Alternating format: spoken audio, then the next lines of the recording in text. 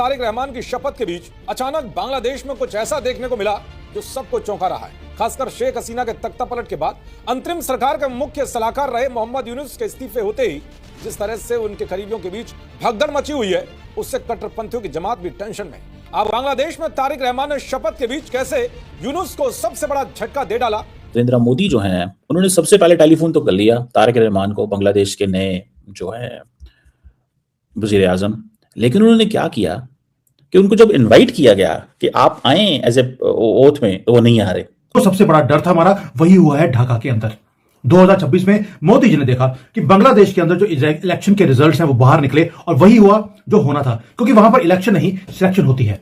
India का budget हमेशा कहा जाता है, मैमथ कहा जाता है कि बहुत ही ह्यूज बजट होता है इंडिया का। भारत अपने जो हमसाया बल्कि दूर दूर तक फैले हुए जो कंट्रीज हैं उनके लिए भी पैसा रखता है। इस बार भी ऐसा ही हुआ। तारिक रहमान ने शपथ के बीच पाकिस्तान से करीबी बढ़ाने वाले यूनुस को बहुत बड़ा झटका दे दिया है। दरअसल तारिक रहमान की पार्टी बीएनपी के सांसदों ने संसद सदस्य के रूप में शपथ तो ली, लेकिन सुधार परिषद की सदस्यता यानी कि रिफॉर्म काउंसिल की शपथ से इनकार कर दिया। बीएनपी के इस कदम को मोहम्मद यूनुस के नेतृत्व वाली अंतरिम सरकार के संविधान बदलने के एजेंडे को बड़ा झटका माना जा रहा है, यानी कि यूनुस के जुलाई चार्टर को लागू करने वाले एजेंडे नाकाम हो गए। मोदी साहब को ठीक है, उनकी फिर आगे से इंपॉर्टेंट बातें प्रायर कमिटमेंट्स हैं।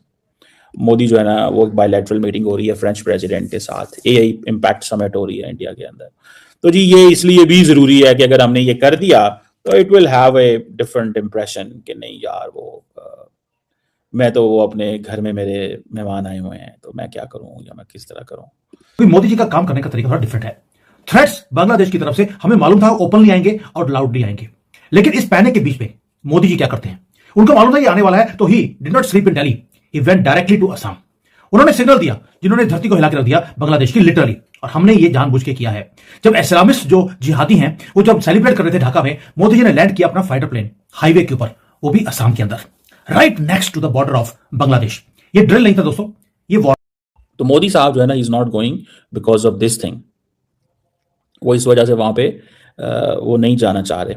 Eight the same time Narendra Modi also believes के अगर मैं चला जाता हूं ठीक है तो वो आएगा कि शायद मैंने हसीना वाजिद के ऊपर कॉम्प्रोमाइज कर दिया।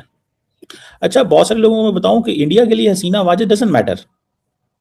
हसीना वाजिद की कोई वैल्यू नहीं है। वो एक चीज है जिसे आप कह लें, वो हमारे उर्दू में कहते हैं चला वो कारतूस है, उसकी कोई वैल्यू नहीं है अब इंडियंस के लिए। But Indians are using her to have a leverage. मैं आपको एक बात बताऊं, ये ऐसे ही है जैसे अमेरिकन वेनेजुएला के प्रेसिडेंट को ले गए और वेनेजुएलियंस कुछ नहीं कर सके। और बल्कि उल्टा मैं ये भी देख रहा हूं, वो कह रहे हैं कि पाइन वो तो जो है ना एक और चीज भी वो कह रहे हैं, ठीक है जी, वो एक और चीज भी वो कह रहे हैं कि भाईजान कहीं ना कहीं पे हमें वेनेजुएला के लीडर जो सदर है उसको इनवाइट किया गया है कि आप अमेरिका आए। तो मुझे ये बात है कि अगर बांग्लादेश ने अपनी पोजीशन कमजोर रखी ऑन इंडिया तो इंडियंस खा जाएंगे बांग्लादेश को। मैं आपको ये भी बात बताऊं, इंडियंस बांग्लादेश को खा जाएंगे। खाने से क्या मुराद है? खाने से मुराद ये है कि मतलब वो कहते हैं यार तो ये तो पहले ही हम पे बड़े डिपेंडेंट हैं, इनके तो बड़े बुरे हालात हैं, इनकी तो इकोनॉमी कोई नहीं है, हम इनको क्या समझते हैं। समझ रहे हैं बात को? तो इस चीज को भी जहन में रखें। The Indians will never like और दे वोंट लाइक कि उनकी ये जो सोच है या जो अप्रोच है उसमें वो उनको अंडरमाइन किया जाए। सो मेरा ख्याल है कि बड़ी कमजोर पोजीशन ली है तारिक रहमान ने नरेंद्र मोदी को बुला के, नोइंग कि भाई तुम्हारे मुल्क की साबिक वज़ीर आज़म वहां बैठी है और तुम उनको बुला रहे हो। मतलब आप लोग तो खड़े ही नहीं हो सकते यार, आप लोग तो अपना पॉइंट ऑफ व्यू ही नहीं दे सकते, आप लोगों की तो बात ही कोई नहीं है। आती तो है ना एक बात, क्या है आप क्या हैं कि आपके मुल्क की वज़ीर आज़म उन्होंने रखी हुई है और आप ना तो उसको छुड़ा सकते हैं ना लेके आ सकते हैं, और उल्टा आप क्या करते हैं, आप ये उल्टा ये कहते हैं कि जनाब वो आप आए ना, हमारा इफ्तिताह है, हमारी जो है ना वो उस पर आप आए प्लीज। कमाल है, मतलब आपको थोड़ा सा तो अपने पाँव पे खड़ा होना चाहिए यार। मैं तो इसको I don't like such kind of optics. अब बंगाली जो है वो समझते हैं कि हम थोड़े से कमजोर हैं, तो हमें थोड़ा सा इसमें ही वो चीज जो है ना वो करनी चाहिए। बांग्लादेश जब पोल्स के अंदर गया, एक हॉरर शो था सेकुलरिज्म के लिए। ये जो भारत में सेकुलरिज्म चाहिए, बांग्लादेश में पाकिस्तान के लिए, वहां पर सेकुलरिज्म के ऊपर बात नहीं करते। जो बीएनपी है उन्होंने सबको क्रश कर दिया। मेजॉरिटी मिली है, डेंजरस मेजॉरिटी 2016 सीटों की। अवामी लीग जो थी शेख हसीना वाली, देवर नोवेयर टू बी सीन, उनको बैन कर दिया गया, साइलेंस किया है और उनको रिमूव कर दिया पूरे के पूरे इलेक्शन प्रोसेस में से। मैं पहले बोला इलेक्शन नहीं सिलेक्शन था। दूसरा जो सिलेक्शन है, दोबारा सिलेक्शन, वो मैनेज किया गया बाय एंटी इंडिया फोर्सेस।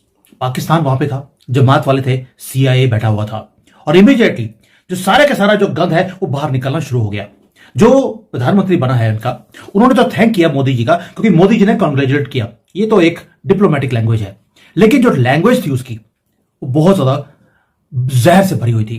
पहली बात, उन्होंने मॉक किया भारत की डेमोक्रेसी को, भाई जैसे कि वहां पर तो बहुत अच्छे डेमोक्रेसी हो रही है, पेपर जो वहां पे जो थी उसके ऊपर स्टैंप लगा लगाकर इन्होंने BNP को जिताया है, हमें सबको मालूम है।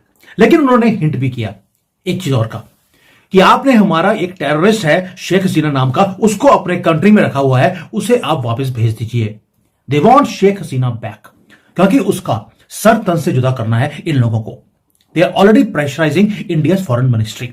अभी तो प्रधानमंत्री बना नहीं है, लेकिन बनते ही बांग्लादेश को कैसे आगे लेके जाना है उसकी पॉलिसी नहीं बनाई। शेख हसीना को बुलाओ ताकि कंपटीशन हमेशा के लिए खत्म कर दिया जाए, और भारत की पेशेंस को उन्होंने टेस्ट करना शुरू कर दिया। दोस्तों BNP जो है वो तो सिर्फ जो जीती है वो तो सिर्फ फेस है, मसल है इनका, जो पीछे ताकत है वो है जमात इस्लामी। अब जमात इस्लामी ने क्या किया, उन्होंने बोला यार हम जो 57 सीट जीते हैं ना, हमारे साथ धोखा हो गया।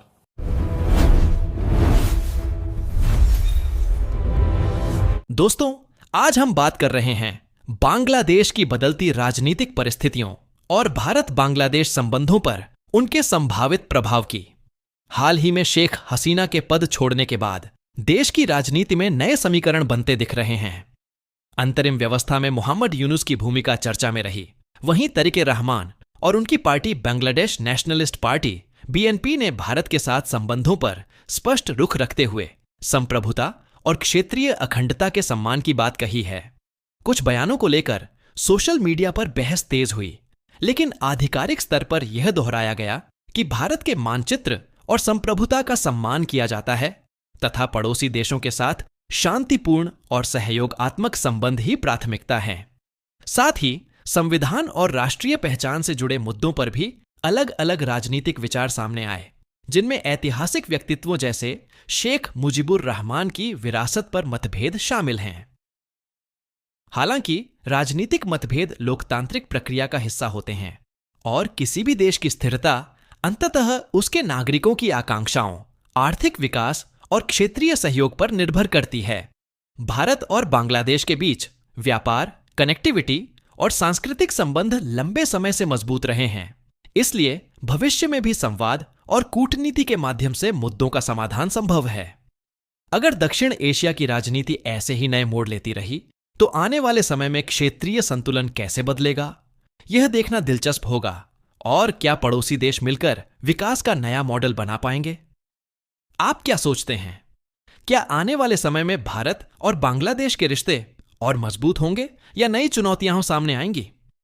अपनी राय कमेंट में जरूर बताएं, और अगर आपको यह विश्लेषण पसंद आया हो तो वीडियो को लाइक करें, शेयर करें और चैनल को सब्सक्राइब करना न भूलें।